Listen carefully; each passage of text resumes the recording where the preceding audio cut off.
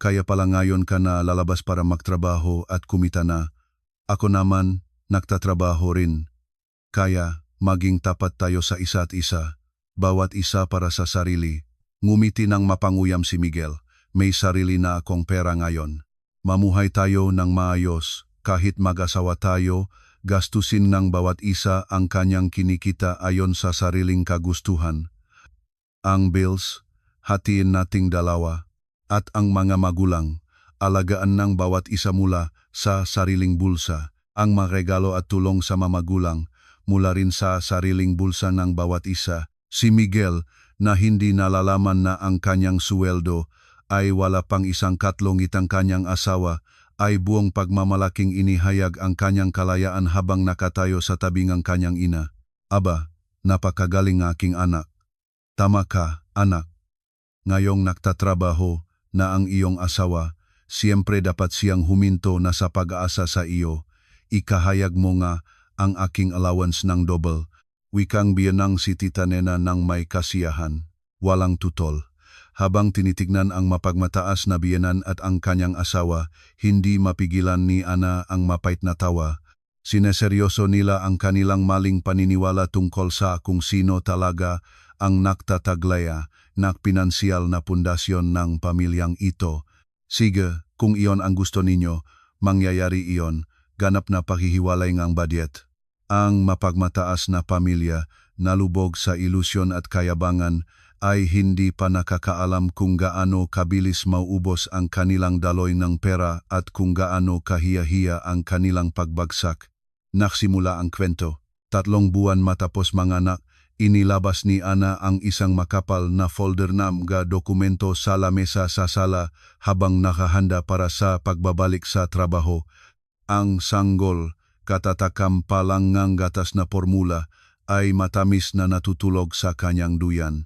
Bigla, may narinig siyang pag-ikot ng susi sa pintuan at walang paunang abiso, pumasok sa sala ang kanyang biyanang si Tita Nena. Tita Nena, hindi man lang po kayo tumawag. Anong nangyari? Tumayo si Ana upang batiin siya. Hindi sumagot si Tita Nena. Tinanaw lang niya ngang mabilis ang sala at bumaksak sa sofa. Bakit ko pa kailangang tumawag para makapasok sa bahay ng sarili kong anak? Nasaan si Miguel? Sa banyo po. Dumaan ang tingin ni Tita Nena sa mga papel sa lamesa at ang nasulok ng kanyang labi ay unti-unting umaangat. Ay naku, maraming papel sa mesa. Aalis ka na ba para magtrabaho? Opo, susunod na buwan na ako magbabalik. Napakagaling, iyon nga ang hinihintay ko. Tiklop-tiklop na naktayo si Tita Nena at tumango ng may pag-apruba. Sa sandaling iyon, bumukas ang pintuan ng banyo at lumabas si Miguel. Ay, nanay, nagulat ako. Kailan ka pa dumating?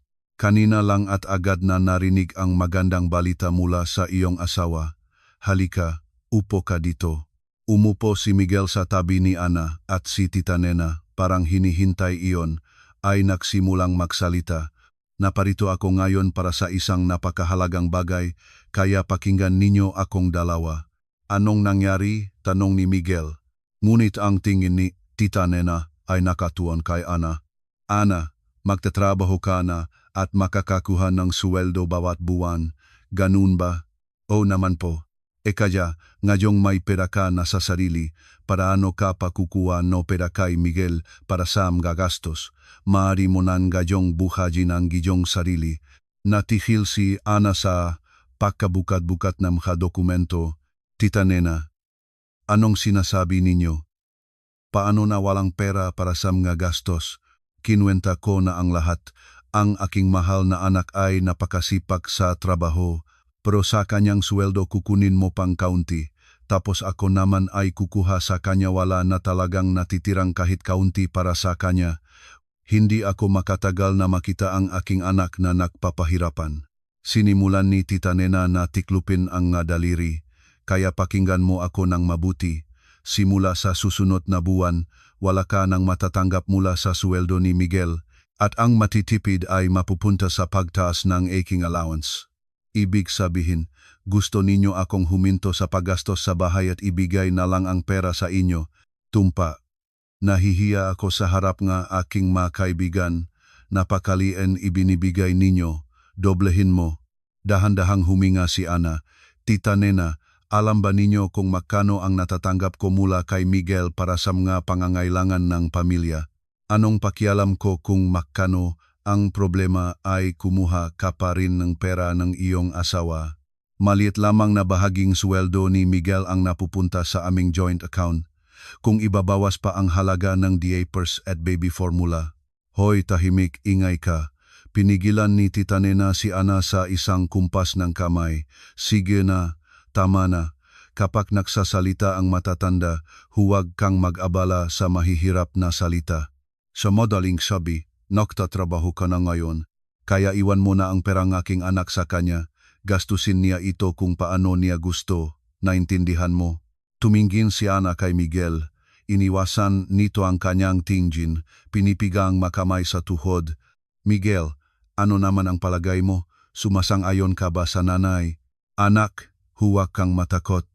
Sabihin mo bilang isang lalaki. Maging matatag. Sulsol ni Tita Nena. Itinulak ang likod ng anak. Umubo si Miguel at nagsimulang magsalita. Kung tutuusin, hindi naman ganap na mali si nanay. Pagod na rin ako na mag-ingat sa bawat sentimo. Ano? Mag-ingat sa sentimo. Hayaan mo akong matapos. Ako ang ulo ng pamilya ngayon. Kailangan kong mapanatili ang aking katayuan. Kumamot si Miguel sa likod ng ulo. Kaya mamuhay tayo ng maayos. Nagtatrabaho ka, nagtatrabaho ako.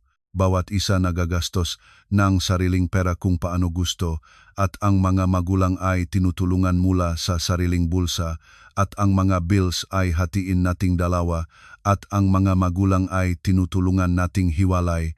Seryoso ka ba? Oo, seryoso. Ang iyong mamagulang ay iyong alagaan sa iyong sariling pera at ang nanay ko ang kanyang magastos at gamot ay aking alagang ako ko mismo. Pumiksi ang mata ni Ana. Sinabi mo iyon, ikaw mismo ang nagsabi. Mula ngayon, ang aming pinagsama-samang budget ng pamilya, magagastos sa tahanan, tulong sa mga magulang lahat ay ganap na hiwalay. Kung ganon ang pagkaka-fry mo, gusto ko rin na pamahalaan ang sarili kong pera. Nakibit balikat si Miguel. Not nang may kasiyahan si Tita Nena. Naku, napakagaling ng sinabi ng aking anak. Tama, kahit sa mga mag-asawa, dapat magkahiwalay ang pera. Ito ang pinakatapat at pinakasimpleng solusyon. Ana, wala ka bang tutol? Sandaling natahimik si Ana. Dahan-dahan, pahina-pahina, sinimulan niyang kolektahin ang mga dokumento sa mesa. Naktitik si Tita Nena at si Michael sa isa't isa. Wala ka bang masasabi? Bigyan ka nga pagkakataon, sabi ni Tita Nena. Isinara ni Ana ang folder at tumango. Tita Nena, kung iyon ang gusto ninyo, mangyayari iyon. Ano? Anong sinabi mo lang? Gusto ninyong ganap na pahihiwalaing budget. Sige, ibibigay ko sa inyo iyon. Lumuwang ang mga mata ni Tita Nena. Tumingin rin si Miguel sa kanyang asawa ng may pagtataka. Hoy, seryoso ka? Hindi ka magbabago ng isip? Kasunduan? Iyon naman ang gusto ninyo ni nanay, mahinahon na sagot ni Ana. Mula ngayon ang pramo-pramo at ang sa akin at ang mga magulang ay tinutulungan ng bawat isa mula sa sariling bulsa. Maliwanag. Naku, napakagaling. Palakpak ni Tita Nena sa kanyang tuhod. Sa katunayan, matalino ang aking manugang, agad niyang naintindihan. Dapat ganito noon pa. Parang nabunot ang isang mabigat na bato sa dibdib ko. Ha. Kaya para ipagdiwang ang ating kalayaan, ang hapunan ngayong gabi ay sa aking gastos.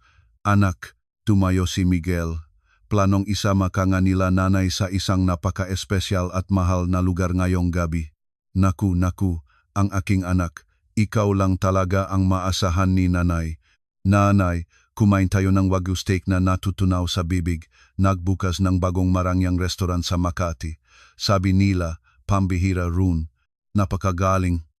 Magpapakabusog tayo ng karne ngayong gabi. Tumayo si Tita Nena. Kinuha ang kanyang bag. Sinamahan sila ni Ana sa pintuan. Sige na kayo. Enjoy kayong kumain. Pagkatapos ng hapunan sa nanay ko, magiinom pa kaming kape kaya baka mahuli kami. Isara mo ang pintuan at matulog ka na, sabi ni Miguel habang nagsusuot ng sapatos. Naksara ang pintuan. Unti-anting lumayo ang tunog ng kanilang mga hakbang sa koridor. Ilang segundo na tiningnan ni Ana ang nakasirang pintuan. Pagkatapos ay pumunta sa kanyang opisina. Binuksan niya ang laptop sa mesa at pinindot ang power button. Habang naglo-load ang sistema, kumuha si Ana ng notebook mula sa drawer. Puno ito ng nakasulat na mga numero ng bank account at card. Sa sandaling lumabas ang screen ng login, agad na pumasok si Ana sa website ng bangko. Pagkatapos ay load ang digital signature certificate, pinindot niya ang button na history ng transaction. Lumabas sa screen ang statement para sa nakaraang taon.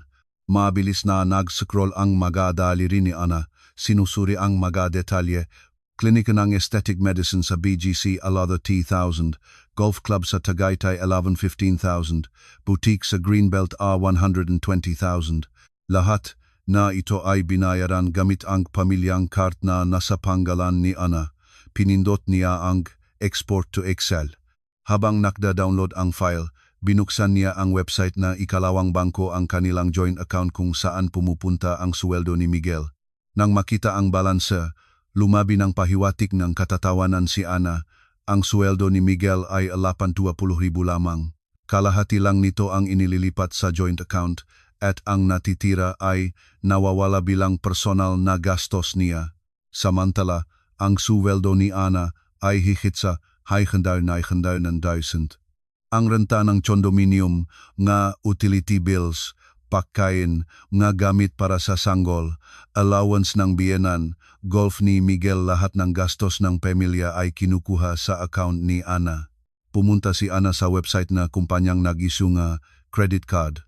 Binuksan niya ang seksyon ng pamamahala na family cards at pinili ang 4 na card na ginagamit ni Miguel at ni Tita Nena. Lumabas sa screen ang isang button at walang pag-aatubili itong pinindot ni Ana. Natanggap ang iyong kahilingan para sa pagkawala, pagnanakaw ng card. Pagkatapos, binuksan niya ang listahan ng mga auto-payment na nakakonekta sa joint account, renta, tubig, kuryente, internet. Isa-isa, pinindot ni Ana ang I-off sa tabi ng bawat item. Sa wakas, binuksan ni Ana ang kanyang pangunahing account. Kinalkulahin niya ang kinakailangang halaga para sa pagpapalaki ng bata at mga pangunahing pangangailangan at inilipat niya ito sa isang bagong ligtas na account. Pagkatapos ng lahat ng operasyon, kinuha ni Ana ang kanyang smartphone. Sa context, hinanap niya ang numero ni Kuya Carlo at tinawagan ito. Personal na financial manager Carlo. Nakikinig. Carlo, paumanhin sa huli na tawag. May oras ka bang magsalita? Siyempre lagi. May kailangan ka bang urgent? Sabihin mo lang, huwag kang mahiyang magsalita.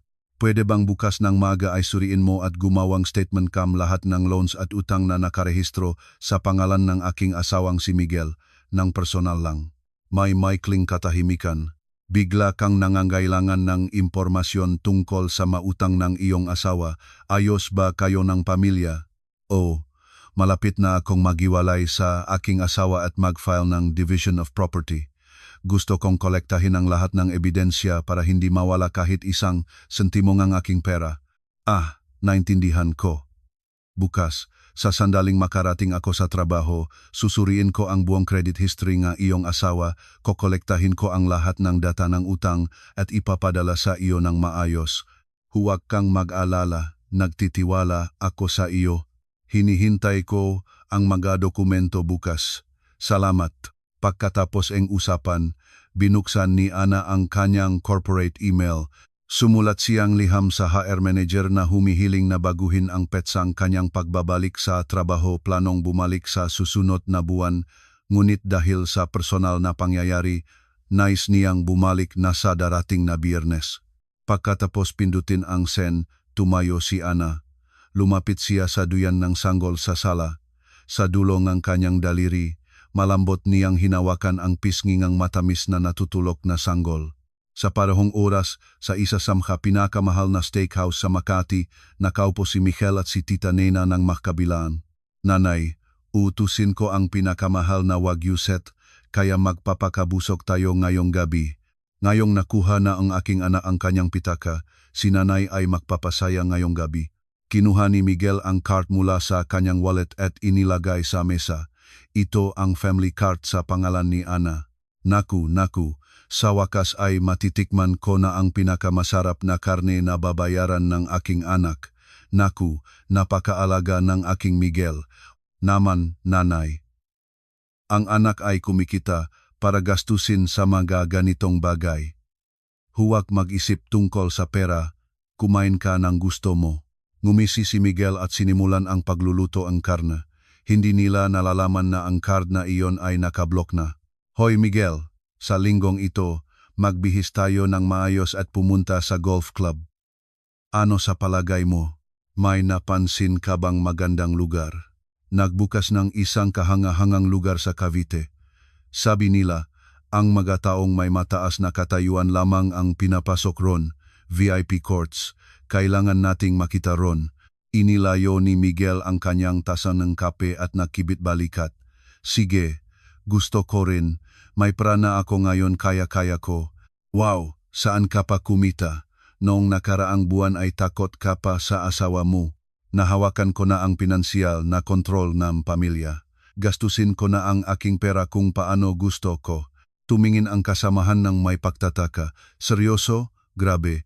Paano mo nagawa iyon sa ganoong malakas at mayamang asawa? Ano ang lihim? Ha, nanay ko ang pumasok at tinakot ang lahat.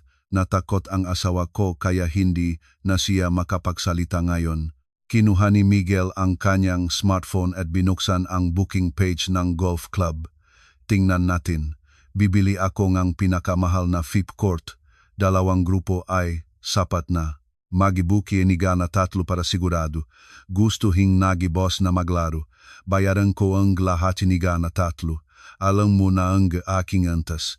Handa ka? Pinindot ng daliri ni Miguel ang ebook. Sa parehong oras, si Tita Nena ay nakatayo sa harap ng isang aesthetic clinic sa Bonifacio Global City. Itinulak niya ang salamin na pintuan at lumapit sa kanya ang receptionist. Magandang umaga po. Meron po kayong appointment? Wala. Pero ngayon kailangan kong pinakamahusay na treatment agad para i-refresh ang mukha ko. May partikular ba kayong kahilingan? Pinakmasdan ni Tita Nena ang price list sa dingding. Tingnan natin. Ayan na ang buong anti-aging package. Iyong nakpapabata mula ulo hanggang paa. Iyon na lang ang gawin ninyo sa akin. Napakagaling ng inyong panlasa. Ito ang aming pinakamahal na VIP Premium program sa halagang 1,030. Sigurado po kayo. Anong malaki sa 30,000? Binigyan ako ng aking anak ng pra at sinabi na huwag magtipid, huwag mag-alala tungkol sa pra. Gawin niyo ang pinakamataas na kalidad. Medyo nagulat ang receptionist, ngunit agad nang umiti. O madam, ngayon ay magmumukhang 10 taon na mas bata kayo. Pakiupo po sa sala. Isasama ko kayo sa VIP room. Umupo si Tita Nena sa sofang waiting area at nagtaas ng isang paa. Kinuha niya ang kanyang compact mirror at sinimulang suriin ang kanyang mukha. Naku, napakagaling na hininto ko ang pagdaloy ng pera sa manugang. Ngayon, doble na ang aking allowance. Ang natitira sa buhay ko ay mamumuhay akong tulad ng isang marangyang tao, bulong niya sa sarili. Namukadkad ang masayang ngiti sa kanyang mukha. Sa parehong oras, pumasok sa kondominium ni Ana ang isang maayos na bihisang babae. Magandang araw. Ako si Ate Linda, Elite Nanny. Mula ngayon, alagaan ko ang inyong magandang sanggol. Magandang araw, pumasok kayo, dumating kayo sa tamang oras, hinihintay ko kayo. Sinama ni Ana si Ate Linda sa sala. Sa mesa ay nakalatag ang iskeduyul ng araw para sa sanggol. Narito ang detalyadong programa ngaming araw. Oras ngang kainan, hapon na idlip, malaro, isinulat ko ang lahat, pakisunod ito.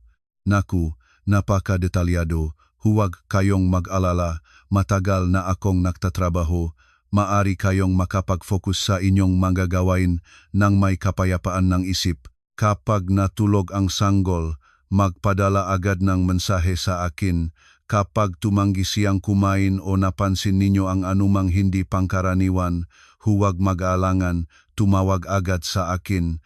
Siyempre, opo. Aalagaan ko siya tulad ng sarili kong apo, ng may pagmamahal at atensyon. Huwag kayong mag-alala at magtrabaho ng may katahimikan.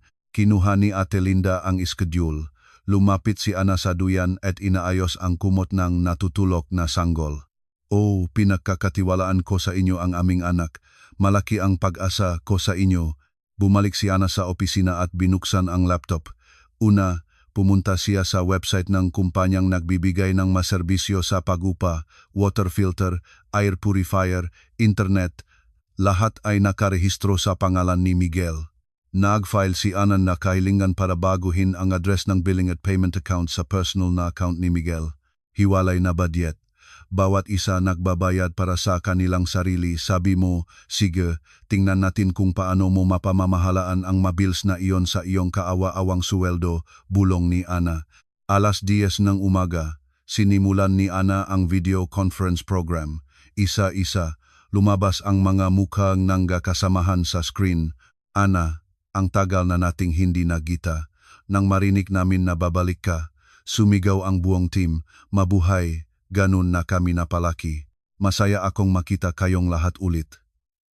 Hindi na ako babalik sa susunod na buwan, kundi sa darating na Biyernes, kaya ihanda na kayo.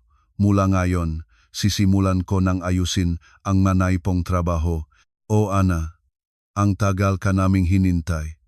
Habang wala ka, ganap na natigil ang aming pangunahing proyekto. Parang walang sigla ang aming team. Ikaw ay parang tagapagligtas para sa amin. Tumango si Ana. Tama na ang usapan.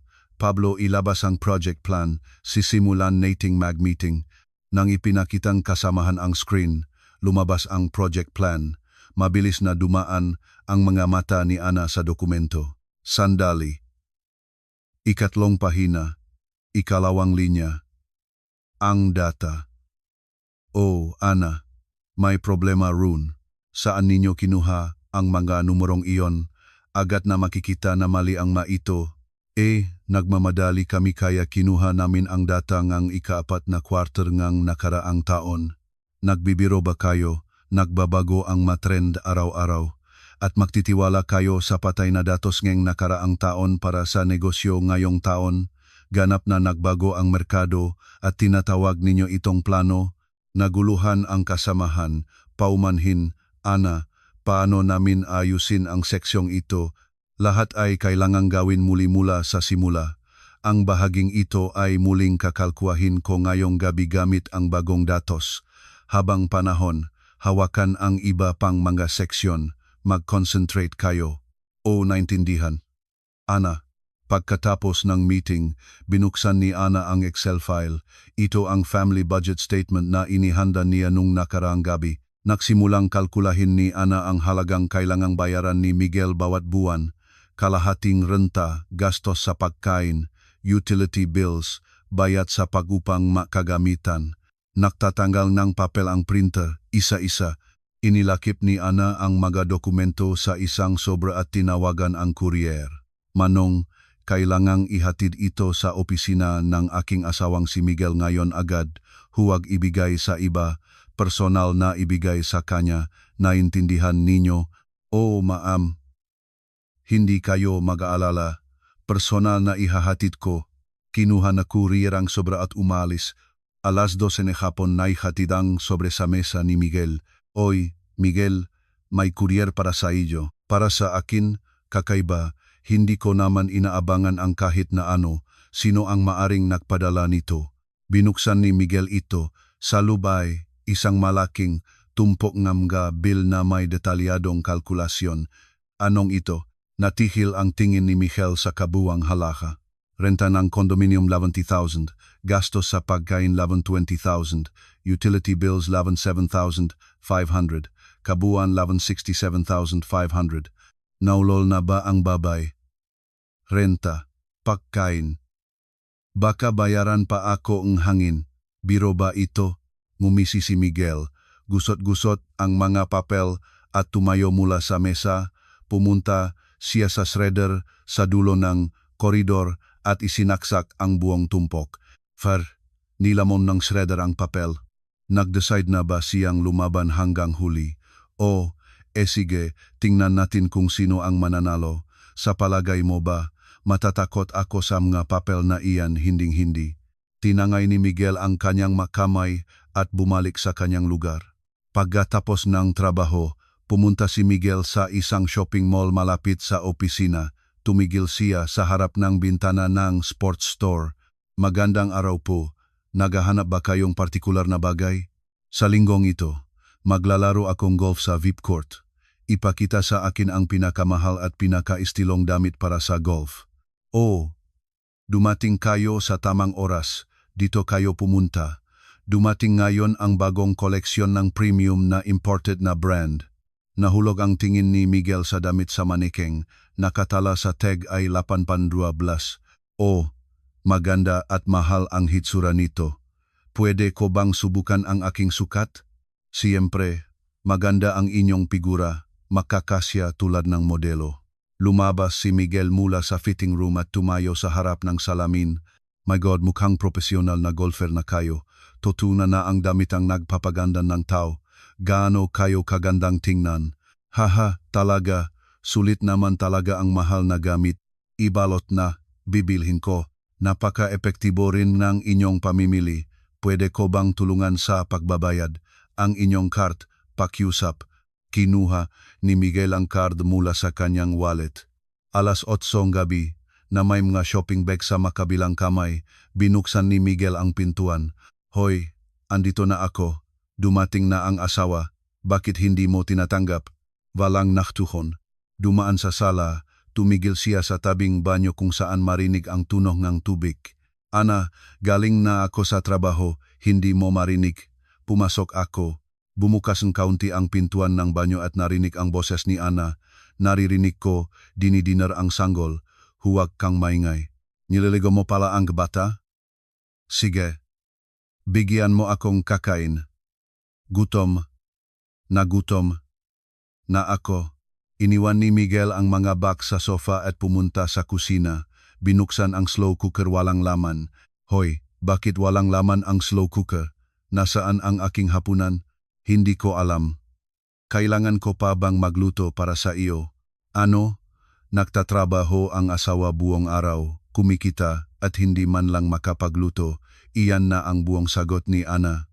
Binuksan ni Miguel ang refrigerator ngunit ilang walang laman na container lamang ang naroon. Grabe na ito, kahit pagkain ay wala na. Magutos na lang ako sa sarili kong pera. Kinuha ni Miguel ang kanyang smartphone at binuksan ang delivery app. Pagkatapos umorder ng manok, bumaksak sa sofa. Kinuha ang remote at pinagana ang sports channel. Lumabas si Ana mula sa banyo, dinala ang sanggol sa silid. Pagkatapos patulugin ito, pumunta siya sa opisina, click ang kandado. Anong ito? Walang pahinga kahit araw o gabi. Hindi nagluto, naglok sa kwarto at nagtatrabaho na naman. Walang naktuhon sa makasalita ni Miguel. Nang dumating ang manok, nag-isang kinain ito ni Miguel sa sala. Sa TV ay may football match. Gago, paano hindi nakaskore sa ganong posisyon? Nakakairita, bulong ni Miguel. Binubuksan ang isang lata ng beer. 11:00 gabi, habang nakaupo si Ana sa laptop sa opisina, tumunog ang kanyang telepono. Carlo, gabing na. Wala kang anuman, Ana. Nakolekta ko na ang lahat ng datos ng pautang ng iyong asawa tulad ng iyong hiling. Kakatapos ko lang magpadala sa iyong email. Pwede mo nang tingnan. Napakabilis ngang iyong trabaho. Salamat, Carlo. Titignan ko na ngayon. Binuksan ni Ana ang email. Sa naka-attach na file ay isang summary ng mga credit ng Miguel sa iba't ibang lending companies. Personal loan, layon 150,000. Credit card debt, 150,000. Mga numerong hindi alam ni Ana. I-download niya ang file at sinisabi sa folder para sa abogado. Isinara ang laptop, lumabas si Ana sa opisina. Sa sofa sa sala, Natutulog si Miguel sa ilalim ng nakaindak na TV. Sa sahig ay isang basurahan ng beer can. Sa mesa ay nakapatong ang kahon ng magutong manok. Tahimik na dumaan si Ana papunta sa silid tulugan. 2:00 ngang umaga, gumising si Miguel. Natapos na ang mga programa sa TV at nakita sa screen ang test pattern. Are, ang sakit ngang likot. Hindi man lang naligo, natulog lang sa sofa. Umunat si Miguel at tumayo. Nahulog ang kanyang tingin sa magabak sa tabingang sofa. Oo, ang aking branded na damit para sa golf baka nagupit. Kinuha ni Miguel ang bagong damit mula sa bag at inilatala ito sa higaan. Habang sinusuri ito, masayang ngumiti. Ha, anong ganda ng hitsura. Sa linggong ito, kapag lumabas ako nang nakabihis nito, mababalif ang lahat sa inggit. Hahaha. Iniwan ni Miguel ang damit sa higaan, sumampa sa ilalim ng kumot at isinara ang kanyang mamata. Ilang sandali, puno ng kanyang hilik ang silid. Sa elite na golf club sa Cavite, lumabas si Miguel at ang kanyang makasamahan mula sa clubhouse. Napakagandang laro ngayon. Miguel, ang lakas ng iyong swing. Boss ay humaplos sa kanyang balikat. Marami kang pinahandaan, ano? Ha, maswerte lang. Mahinang zagot ni Miguel. Lumapit ang grupo sa cashier. Bayaran ko ngayon. Kinuha ni Miguel ang card mula sa kanyang wallet at ibinigay sa staff. Oh, isang sandali. Inilagay ng staff ang card sa terminal. Pip. Kumukurap ang pulang indicator at lumabas ang error message sa screen. Paumanhin, hindi lumagpas ang card na ito. Anong nakasulat? Nakablock ang kardo na yulat na ito bilang nawala. Naging bato ang mukha ni Miguel. Hindi pwede iyan. Subukan ulit. Muling pinagusad ng staff ang card, ngunit pareho pa rin ang resulta. Mayroon po ba kayong ibang card? Nagsagap si Miguel sa kanyang wallet, kinuha ang ibang card at ibinigay ito. Nandito. Oh, pip. Muli ay narinig ang error signal. Nakablock din ito. Ano? Lumaki ang boses ni Miguel. Ang matao sa likuran ay nagsimulang magbulong-bulungan. Pakisubukan ang ibang terminal, baka sira ang inyong makina. Sir, maayos ang aming makina. Pero ako naman nagalinlangan si Miguel, hindi makahanda ng salita. Lumabas si boss. Sige, babayaran ko. Miguel, walang problema. Ibabalik mo sa akin. Boss, hindi kailangan. Iniabot ng boss ang kanyang card. Tumigil si Miguel, inibaba ang ulo at lumayo mula sa cashier. Naramdaman niya ang natusuking tingin ng makasamahan. Mabilis na pumunta si Miguel sa parking lot at sumakay sa kotse. Anong kahihinatnan ito? Kinuha ni Miguel ang kanyang telepono at tinawagan si Ana. Isang tunok at tinanggal na ang tawag. Hoy, bakit hindi sumasagot? Tumawag siya ulit. Pareho ang resulta. Tinawagan niya ang numero niya ng 10 beses, ngunit isang resulta lamang. Ano ito? Hinampas ni Miguel ang steering wheel ng malakas. Sa parehong oras, sa aesthetic clinic sa BGC, nakatayo si Tita Nena sa harap ng reception counter. 100,000 po ang kabuuan, ang inyong card, pakiusap. Eto, ibinigay ni Tita Nena ang card. Pinagusad ng receptionist ang card sa terminal. Pip. Kumikislap ang error. O paumanhin, tinanggihan ang card na ito. Anong nakasulat? Nakablock ang card. Lumuwang ang mga mata ni Tita Nena. Anong katangatangan ito? Subukan ulit. Pareho pa rin ang resulta. Mayroon po ba kayong ibang card? Sandali. Huminawa si Tita Nena sa kanyang bag at kinuha ang ibang card, ngunit nakablock din ito. Hindi rin gumagana ito. Talagang ganito. Lumaki ang boses ni Tita Nena. Lahat ng kliyente sa waiting area ay lumingon. Baka may sira sa inyong sistema. Sira ang inyong makina. Madam, maayos ang aming makina. Kailangan ninyong makipag-ugnayan sa inyong bangko. Sige ba? Palagi akong naparito bilang tapat na kliyente. Anong kahihinatnan ito? Hinampas ni Tita Nena ang kanyang palat sa counter. Nang malakas, lumapit ang manager. Madam, mangyaring kalmahan ang inyong sarili. Paano ninyo babayaran ang treatment? Paano? Hindi gumagana ang card. Paano babayaran? wala ba kayong dalang cash? Sino ang may dalang elemba 30,000 na cash? Sumigaw si Tita Nena. Naguluhan ang manager na tumingin sa kanya. Kung gayon ay may problema tayo, natanggap na ninyo ang serbisyo. Namula ang mukha ni Tita Nena. Naramdaman ang manakamasit sa kanya, pinababa ang boses niya. Sandali, tatawag muna ako sa anak ko. Kinuha ni Tita Nena ang telepono at tinawagan si Miguel. Hello Miguel, Nay ito. Ako rin nakablock din ang aking card. Ano ba ang nangyayari? Ano? Ikafrin? Nandito ako sa klinik at hindi ako makabayad. Hawak ang ulo sa loob ng kotse. Sinabi ni Miguel, Nanay, manatili ka ron. Mag-isip ako ng paraan. Gaano kahiya? Binaba ni Tita Nena ang linya. Lumapit ang manager. Madam, ano ngayon ang gagawin natin? Kinagat ni Tita Nena ang kanyang labi. Kinuha niya ang branded na bag mula sa kanyang shoulder bag, ngunit ilang libo lang ang cash rune. Kung gayon, lumulma ang boses ni Tita Nena. Ang bag na ito iwan ko ito bilang pangako.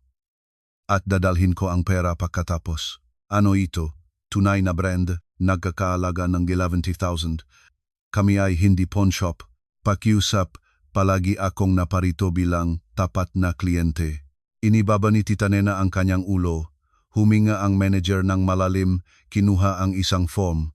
Kung gayon, magsulat ng promissory note at ang bag ay ilalagay namin sa pag-ingat namin.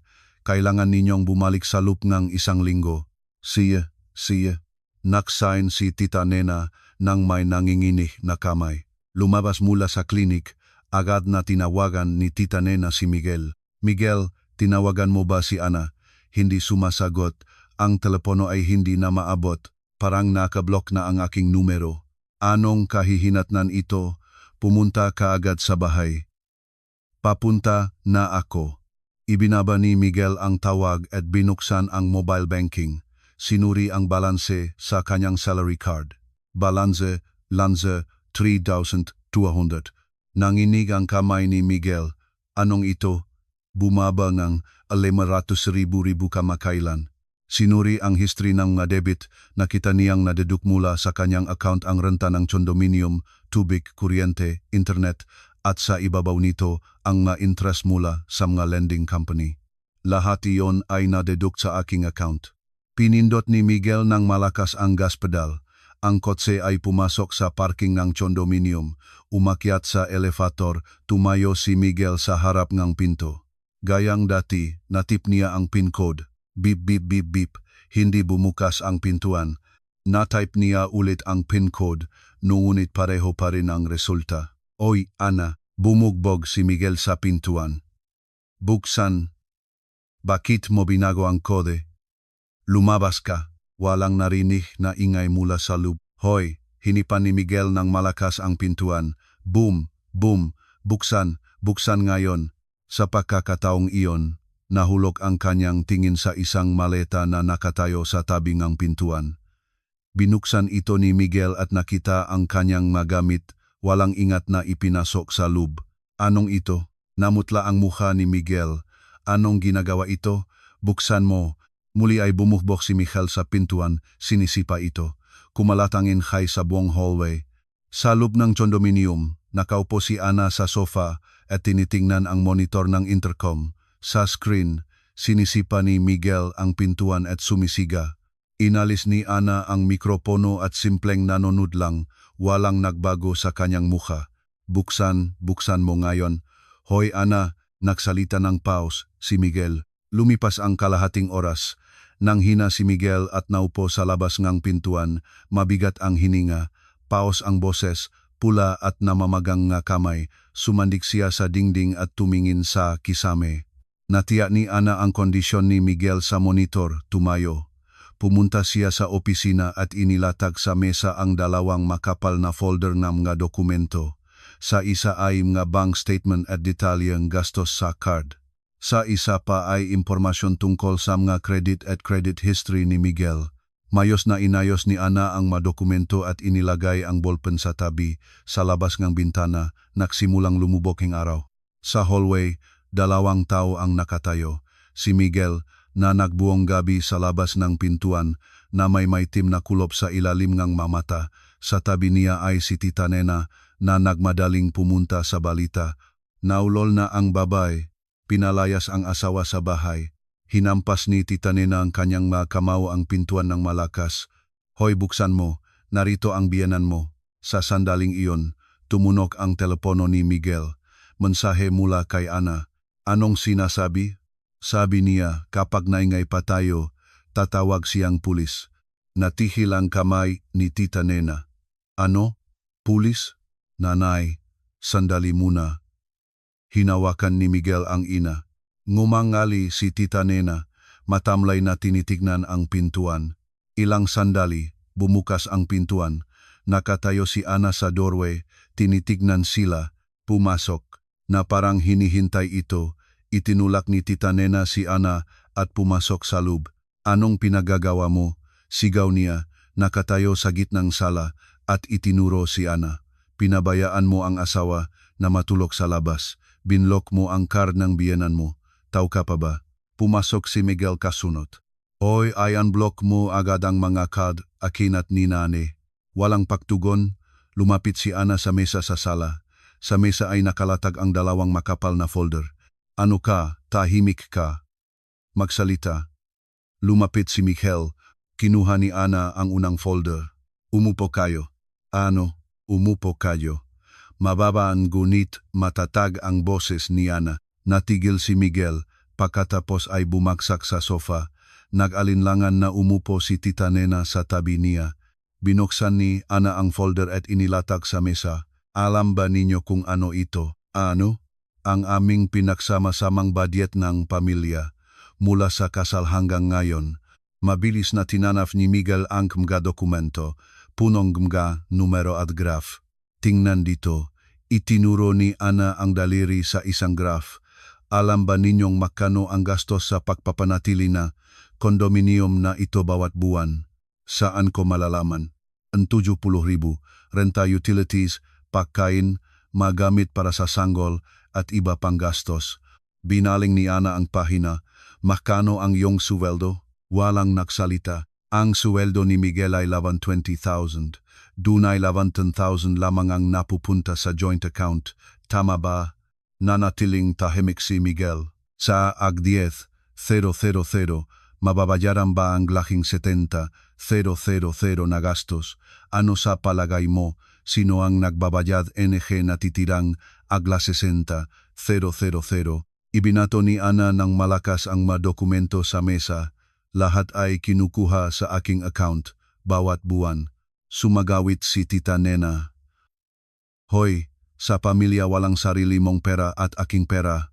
Lahat ay iisa. Tita Nena, tumingin si Ana direkta sa kanyang mata. Tingnan ninyo rin. Binuksan ni Ana ang ikalawang folder. Doon ay mga bank statement na may mga linyang may kulay na marker. Alam ba ninyo kung ano ito? Ano? Bayad para sa inyong treatment sa klinik, 530,000 nung nakaraang buwan.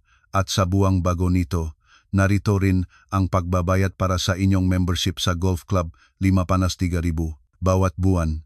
Nakpalipat-lipat ang mamata ni Tita Nena sa mga linya. Lahat na ito ay binayaran gamit ang aking card at kinuha sa aking account.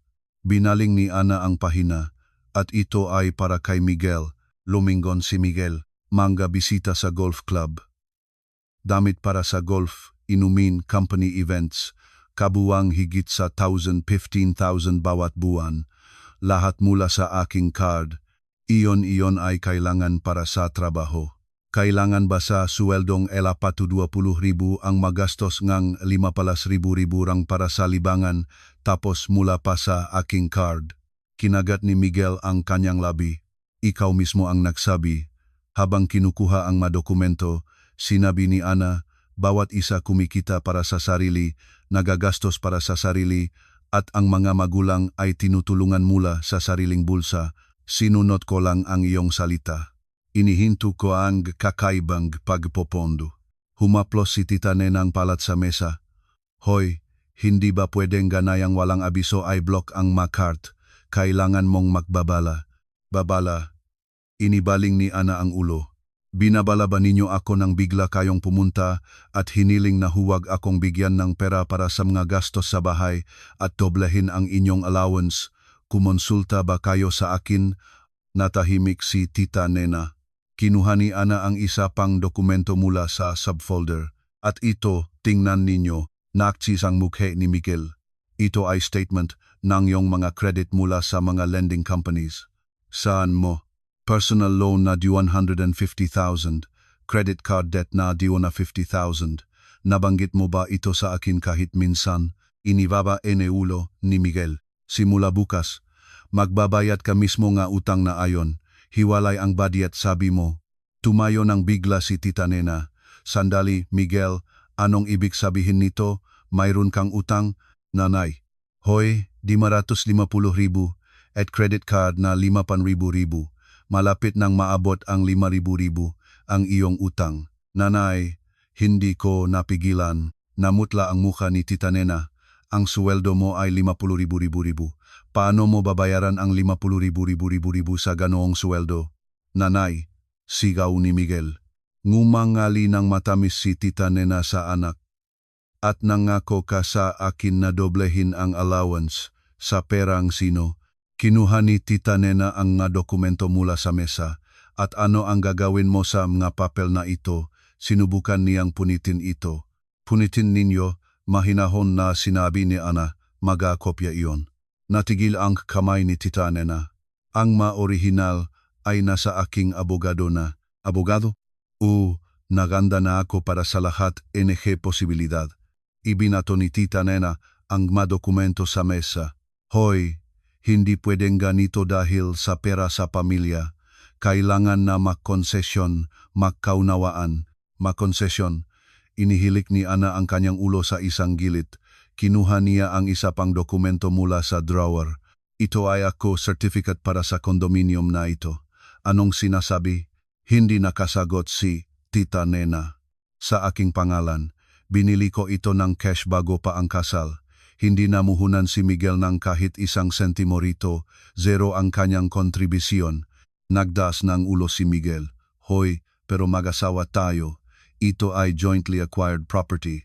Ang ari-arian na binili bago ang kasal ay personal na ari-arian, hindi ito ang iyong ari-arian. Nawalan ng salita si Miguel. Tumayo si Ana. Bukas bago mag-alas 8 ng umaga, kolektahin mo ang iyong magamit at umalis. Kapag pagkatapos ng alas 8 ay hindi ka pa umalis, riresolbahin natin ito sa hukuman. Hoy, wala na akong sasabihin sa iyo. Kinuha ni Ana ang mga dokumento. Lumingon si Tita Nena kay Miguel. Kasalanan mo lahat ito, bakit hindi mo sinabi na may utang ka dahil lagi kang humihingi ng pera? Bakit mo ako sinisisi? Ikaw ang pumasok sa gitna ni Ana. At kaya napunta tayo sa ganito. Masamang anak, pinalo ni Tita Nena si Miguel sa pisngi. Plag, kumalat ang tunong sampal sa sala. Ganyan ang pakikitungo mo sa ina mo. Masakit, sigaw ni Miguel, hinawakan ang kanyang pisngi. Kayo nga nagsimula, hiwalay na budget, doblehin ang allowance. Naisip ko nang kumikita ka ng malaki. Puno ngang sigaw ang sala. Yakap sa mga folder. Dumaan si Ana sa silid tulugan. Binuksan ang pintuan, pumasok, at click ang kandado. Mula sa sala ay patuloy na narinig ang sigaw ni Miguel at ni Tita Nena. Lumabas si Ana mula sa silid tulugan, nakasuot siyang formal na suit na may portfolio sa balikat. Sa sofa sa sala, nakaupo si Miguel na may nakapalukob na mga kamay. Sa tabi niya, natutulog si Tita Nena na inibaba ang kanyang ulo. Hindi na kolekta ang mga gamit ni Miguel. Hindi ka alis. Tanong ni Ana. Hindi alis. Itinaas ni Miguel ang kanyang baba at sumagot, bahay ko rin ito, mag-asawa tayo. Hindi naktuhon si Ana. Lumapit siya kay Ate Linda at kinuha sa kanyang makabisik ang natutulog na sanggol. Ngayon, sundin ang lahat ng nasa schedule, pakiusap. Huwag kayong mag-alala. Malambot na hinalikan ni Ana ang sanggol sa noo. Ibinigay niya ito pabalik kay Ate Linda at naktungo sa labasan. Hoy, saan ka pupunta? Sigaw ni Miguel. Walang lumingon si Ana habang binubuksan ang pintuan. Sa trabaho. Naksara ang pintuan, ngumisi si Miguel. Ano? Sa huli, wala siyang magagawa, pumunta sa trabaho. Nagmulat si Tita Nena. Siya ay umalis na. Sinabi niyang papunta sa trabaho at umalis. Mabuti. Kailangan lang nating manatiling matatag. Umunat si Tita Nena at tumayo. Gutom na ako. Anong nasa ref? Bigla na namang bumukas ang pinto en condominium. Anong ito? Naputo lang magasalita ni Miguel. Sa pintuan ay nakatayo hindi si Ana. Dalawang lalaki sa formal na suite na may mga portfolio ang pumasok sa sala. Kadyo ay sino? Tanong ni Miguel. Abogado Ati, Victor Reyes. Legal firm na katarungan at karapatan. Sinabingang isa, iniabot ang business card. At ako si Carlo, personal financial consultant ni Ana, ipinakilala Neiza, Tumango. Lumuwang ang magamata ni Miguel. Abogado, para saan? Kinakatawan ko si Ana. Ati. Reyes ay nagbukas ng portfolio. Miguel, mangyaring maupo kayo. Bakit ko maupo? Sabihin muna ninyo kung tungkol sa ano ito. Mas mabuting maupo kayo.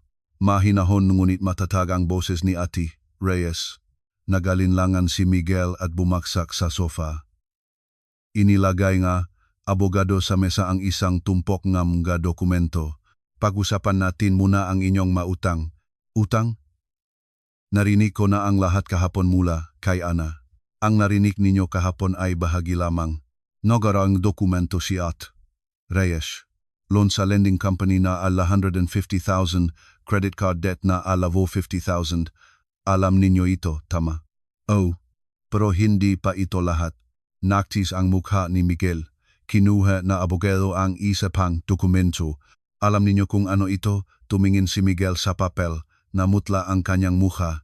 Ito ay promissory note. Kayo, Miguel, ay nanghiram na pera mina Ana at pinirmahan ninyo ito. Kinuha ni Tita Nena ang dokumento. Anong ito? Nambal 500,000. Nanay, hoy. Anong ibig sabihin nito? Nanghiram kang 5,000 kay Ana? Inibaba ulo ni Miguel. Nag-invest ako sa stocks at cryptocurrency. Ano? Pumintusan ang boses ni Tita Nena. Stocks, cryptocurrency, iyan ang ginagawa mo. Sa simula ay mabuti ang lahat, ngunit pagkatapos ay lahat ay bumaksak at nawala ang 5,000. Hindi naktuhon si Miguel. Nagbayad si Ana noon ng utang ninyo. Kapalit kinuha niya ang promissory note na ito mula sa inyo. Ngunit ang promissory note ay may clause tungkol sa pagkawalang palugit na panahon. Ano? Sa madaling sabi, sa ilalim ng ilang kondisyon, obligado kayong ibalik agad ang buong halaga. Nangginig ang mga kamay ni Miguel. Anong mga kondisyon? Pandaraya sa ekonomiya o paglabag sa tiwalang asawa. Ang katotohanan na ginagamit ninyo, Miguel, nang walang pahintulot ang card na nasa pangalan ni Ana at inilihim ang inyong mautang, ay nagtatago sa kondisyong ito. Itinuro NG, abogado, ang dokumento. Kaya hilingin ni Ana na ibalik ninyo agad, Miguel, ang utang na 45,000, iban pantunia. Tumayo si Miguel, ibalik agad ang 5,000. Saan ko kukuhain ang ganoong pera? Kaya nag-file din kami ng kaso para sa attachment order. Attachment sa aking mga ari-arian at sweldo. Lumuhod ang magatuhod ni Miguel, bumaksak sa sofa. Bumaksak si Tita Nena sa kanyang matuhod sa sahig. Namampanamanan kasama ang mga credit na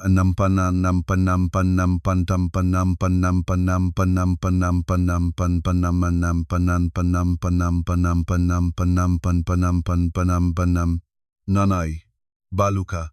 May aldilay 100,000 kang utang, tapos nangako kang doblehin ang aking allowance. Dahil lagi kang humihingi ng pera, bakit mo ako sinisisi? Ikaw ang nagamble. Ito ay hindi pagsusugal, ito ay investment.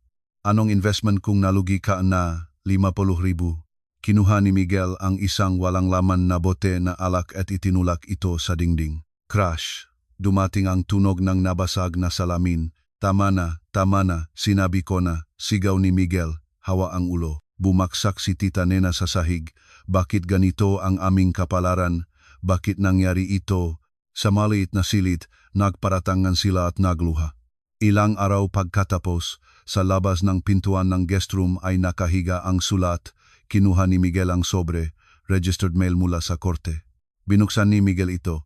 Sa loob ay isang makapal na tumpok nga dokumento petition para sa annulment kasal. Nanginig ang makamay ni Miguel. Pinagsuray-suray niya ang mga dokumento mga kahilingan para sa child support, kalkulasyon naga child support, desisyon naga korte para sa pagbabayad naga utang. Sumampa sa saig si Miguel. Paano ito? Gustong guluhin ni Miguel ang mga dokumento, ngunit tumigil. Nalaman niya na walang saysay iyon. Inilatag ang mga papel sa sahig. Tinaakpan ng kamay ang mukha. Nanginig ang kanyang mga balikat. Nakaupo si Ana at si Miguel nang maharap sa isa't isa. Isang mesa lamang ang naghihiwalay sa kanila. Habang pinag-aralan ang mga dokumento, nagsimulang magsalita ang hukom. Miguel, nabasa ko ang iyong kahilingan para sa dibisyon ng ari-arian. Hinihiling mong makuha ang kalahati ng condominium. Tama. Ito ay jointly acquired property. Nanginig ang boses ni Miguel. Inilagay na hukom ang dokumento. Ang condominium na ito ay personal na ari-arian ni Ana dahil binili niya ito bago ang kasal gamit ang sarili niyang pera. Ngunit nanirahan rin ako roon sa panahon ng kasal. Ang tagal ng inyong kasal ay 1.5 taon kasama ang panahon ng maternity leave. Sa panahong iyon, kayo, Miguel, ay nakapag-ambag ba sa ari-arian na ito? Pagbabayad ng mortgage, gastos sa renovasyon, pagbabayad ng utility bills. Nakapagbayad ba kayong kahit isa sa mga ito? Nanatiling tahimik si Miguel. Ayon sa mga dokumento, lahat ng gastos ay tinibay ni Ana. Ang inyong kontribusyon ay 0. Isinara na hukom ang FOLA.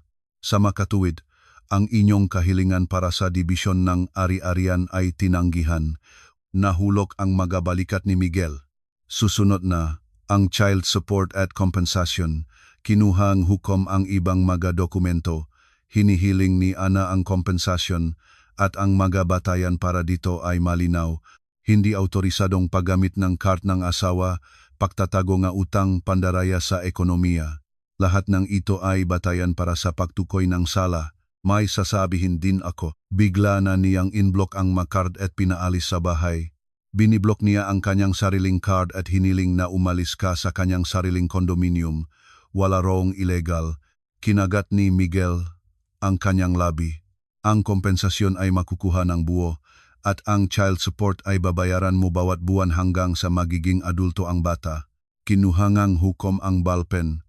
Ang halaga ay kinalkula batay sa iyong antas ng kita. Wala akong trabaho ngayon. Ito ay iyong personal na sitwasyon. Hindi nito mababago ang obligasyon sa child support. Iniabot na hukom ang dokumento kay Miguel. Pumirma kayo. Nanginig ang kamay ni Miguel. Kinuha niya ang ballpen, ngunit hindi ito gumalaw. Tumingin si Ana mula sa kabilang paning ng mesa. Walang emosyon sa kanyang mukha. Dahan-dahang ginawa ni Miguel ang kanyang pangalan.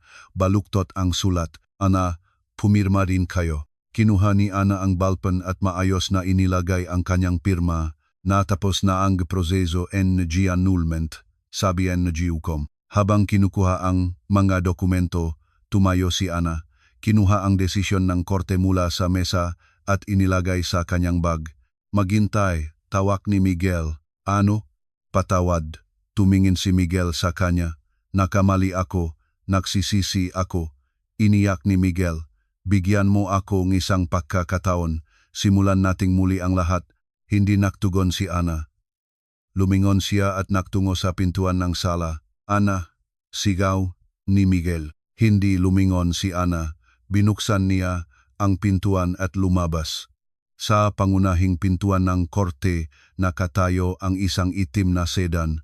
Lumabas ang driver at binuksan ang pinto sa likuran. Ana, matagal ba kayong nahintay? Hindi.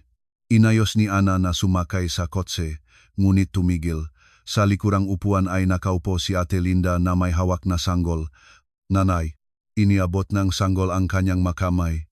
Umupo si Ana sa kotse at niyakap ang bata, malambot na hinalikan sa piski. Naghintay. Oh, masayang ngumiti ang sanggol, ngumiti rin si Ana. Sa unang pagkakataon sa matagal na panahon, may kapayapaan sa kanyang mukha. Tara na. Mayos na tumigas ang kotse. Sa likuran ng bintana, lumayo ang gusali ng korte. Si Ana, na may sanggol sa kanyang kandungan, ay tumingin sa labas ng bintana. 6 na buwan pagkatapos, sa sentro ng lungsod ng Maynila, nangongolekta ang matao sa harap ng isang bagong gusali. Sa fasad ng gusali ay isang maingat na logo. Ito ay isang consulting company na pinangalanan ayon kay Ana. Bumukas ang automatikong pintuan at pumasok si Ana na nakasuot ni itim na suwet at mataas na takong. Magandang umaga, Ana. Bati NG empleyado sa lobby. Magandang umaga, ngumiti si Ana. Sa elevator, lumapit sa kanya ang gisapang empleyado. Ana, gayon ng hapon ay may pulong ng mga investor. Alam ko, handa na ba ang mga materyales? Oh, lahat ay handa na. Salamat. Bumukas ang pintuan ng elevator at pumasok si Ana. Sa tabi niya, hawak ang kanyang kamay, ay nakatayo ang luwaking sanggol. Nanay, hindi tayo pupunta sa nursery ngayon. O ngayon ay titingnan mo kung saan nagtatrabaho ang nanay. Talaga, nagningning ang matang bata. O gusto mong panurin ang nanay na nagtatrabaho? O, tumigil ang elevator sa itaas na palapag. Bumukas ang pintuan at sa harapan nila ay isang malawa na koridor. Hawak ng bata ang kamay ni Ana. Pumunta sila sa kanyang opisina. Sa likuran ng malaking panoramic window, kita ang buong sentro ng Maynila. Wow, napakataas. Tumakbo ang bata sa bintana. Ingat, sabi ni Ana, lumapit mula sa likuran. Inilagay ng bata ang kanyang kamay sa salamin at tumingin pababa. Nanay, anong iyon? Itinuro niya ang ibabaang daliri. Sa kabilang kalsada ay may nakikitang konstruksyon. Nagtatayo silang bahay. Ah, ganoon pala. Sa eksaktong sandaling iyon, sa site ng konstruksyon, isang lalaki na nakasuot ng helmet ay nagbubuhat ng mabigat na bag ng semento sa kanyang balikat. Puno alikabok ang kanyang mukha, nagpapawis ng sagana. Si Miguel ito, inilagay niya ang bag at pinunasan ang pawis sa noo. Habang humihinga, itinaas niya ang kanyang ulo. Sa sandaling iyon, nahulog ang kanyang tingin sa glass fasadeng mataas na gusali sa kabilang kalsada. Nakita niya ang mataw sa bintana. Lumuwang ang mga mata ni Miguel. Siya si Ana. Sa perpektong suwet, nakatayo siyang may bata at tumitingin sa labas ng bintana. Natigil si Miguel sa kanyang lugar. Nanggina ang kanyang matuhod. Hoy, anong nakatayo karun? Galaw, sigaw foreman. Nagising si Miguel. Inibaba ang kanyang ulo. Muli niyang iwinagayway ang bag ng semento sa kanyang balikat. Lumipat siya mula sa gusali, nawawala sa ulap ng alikabok. Sa kanyang opisina, lumayo si Ana mula sa bintana at umupo sa mesa. Sa mesa ay nakatayo ang isang family photo si Ana at ang bata, magkasamang tumatawa. Ginagalaw ni Ana ang kanyang daliri sa frame. Nanay, gutom na ako. Lumapit ang bata at kumapit sa kanyang magatuhod. Oh, kumain tayong masarap. Oh, gusto mo pasta? Oh, sige, kumain tayo ng pasta. Kinuha ni Ana ang kamay na bata at tumayo. Ano ang gusto mo? Pasta. Tara, kumain tayo na pasta. Hawak ng bata ang kamay ni Ana, lumabas sila sa pintuan ng opisina. Habang naglalakad sa koridor, bahagyang ngumiti si Ana. Ang maliit na kamay ng bata ay mahigpit na kumapit sa kanya. Bumukas ang pintuan ng elevator at pumasok sila. Bago nagsara ang pintuan, naglibot muli ang tingin ni Ana sa bintana. Binalutan ngang sikat ng araw ang lahat sa paligid. Ang masalitang bawat isa para sa sarili na unang binikas ng biyenan at asawa ay sa huli ay nagbukas ng bagong buhay para kay Ana. Si Ana, na tahimik na nagpapasan ng pasanin ng pagiging asawa at manugang mula sa araw na iyon ay nagbago. Hindi na siya nagtiis ni umasa pa sa iba. Tumayo siya, nakasalalay lamang sa sarili niyang lakas at kalooban. Sa mundo ay may dalawang uring tao, ang nga nagbabalik ng katumbas ng natanggap nila at ang matumatanggap lamang at humihingi pang ang higit. Si Miguel at si Tita Nena ay ang huli at si Ana ang una. Sa huli, ang kasakiman ay humantong sa kapahamakan, ang presyong binayad para sa pagpapanggap kung sino hindi sila at pagtanggap ng pagsisikap ng iba bilang sarili nila ay malupit. Hindi hinasa ni Ana ang kanyang kutsilyo ng may galit. Simpleng pinoprotektahan niya ang kanya. At ang mga matibay na hakbang na ito, isa-isa ang nagdala sa kanya kung nasaan siya ngayon. Si Ana, hawak ang kamay ng kanyang anak at papasok sa gusaling pinangalanan sa kanya. Hindi ba ito ang pinakamagandang masayang katapusan? Kung nakinig kayo hanggang sa huli, mag-iwan ang komento na nagustuhan ko ang kwento. Salamat.